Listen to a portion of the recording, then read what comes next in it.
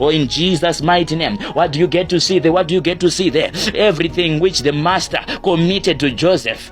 You see that the master actually got to see. The master was a very wise master, because Potiphar saw that everything which this man is doing and is touching, and because God is with him. Actually, Potiphar never minced word. He never beat around the bush. He saw that God was with Joseph, and he committed everything in his house to him and said, it's under you. And he didn't even bother himself to even look and to check, because he knew as long as it is in Joseph's hand and Joseph is with God, then everything which I committed to him. Ndinotompa mari yangu Lord Joseph, shandisa mari, ita mahaso zako, investa maoko investa. I know kuti zvinondiitira. I know kuti if I partner with Joseph, as long as Joseph is in my business starts to increase and starts to grow. Sales, customers start to come my way. You see that now. Okay, let's move to verse 10. As you are reading verse 10, there is something important there. So it was as she spoke to Joseph day by day. My God, we need to now study this one. It's very important. This is a temptation.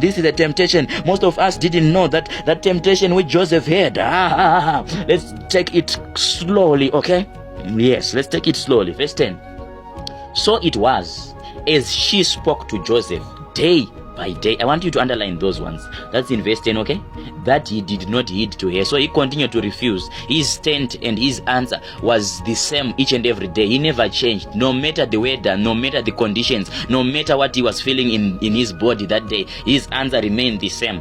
Okay, this is very important.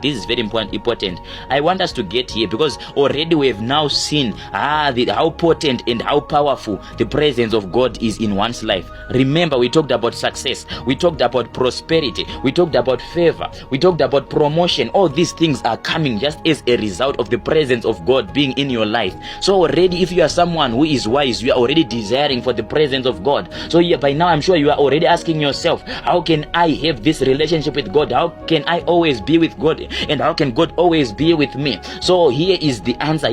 We are addressing this issue, okay? Then Joseph, as we are going back to verse 9 there, let's read verse 9. How can I do this great wickedness? I want you to underline great wickedness and a sin against God. Okay, great wickedness and a sin against God. Potiphar's wife was a politician. Let's get our issues very straight, okay? Potiphar's wife was a politician's wife. So she was definitely very, very beautiful and very attractive. That one, we are not going to beat around the bush. She was very attractive and very beautiful, okay? Then Joseph was a youth, and we all know how our bodies are, don't we? Yes, we know that some days our bodies are just like going crazy and out of control. Yes, Joseph was a youth, Potiphar's wife was very beautiful.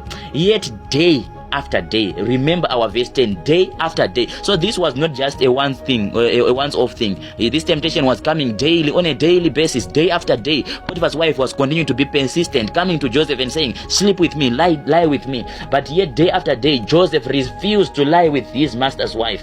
Verse 9 actually carries something which we are lacking as a generation of today, something which was in Joseph, something which Joseph had mastered, something which Joseph had got a hold of, which we are lacking today.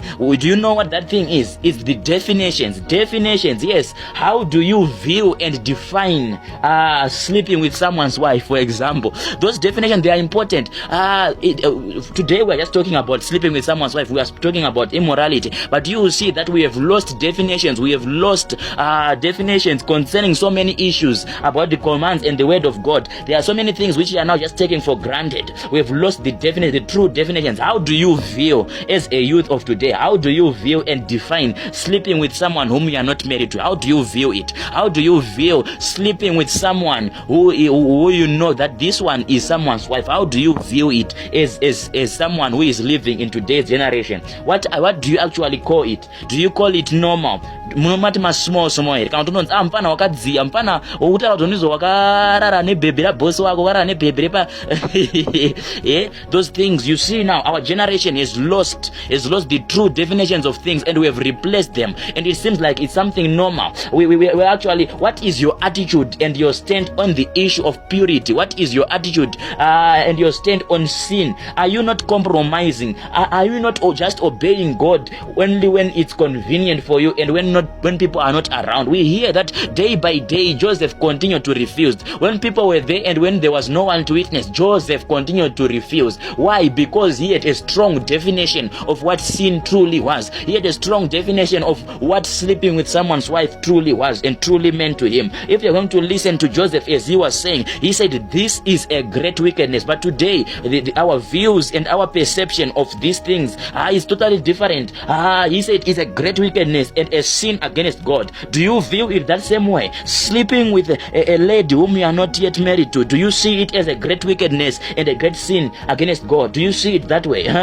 When no man is around, are you still for purity? What is your stand? What is your stand on this issue of purity? Let's hammer on this one. We are going to stay on it a bit for just a small while before we continue. Okay, Joseph saw sleeping with his boss wife as a great wickedness. Not only that, but a sin against God. Do you see that? It will shock you that today's youth actually entertain the thoughts of sleeping with your neighbor's wife. You actually entertain these thoughts of sleeping with your boss wife. You actually entertain those thoughts of sleeping with that beautiful lady. In fact, as you are moving around in town, as you are seeing those ladies, you are actually entertaining those thoughts in your mind. You are undressing people, you are sleeping with them, you are seeing yourself touching them, you are seeing yourself engaging intimately with them.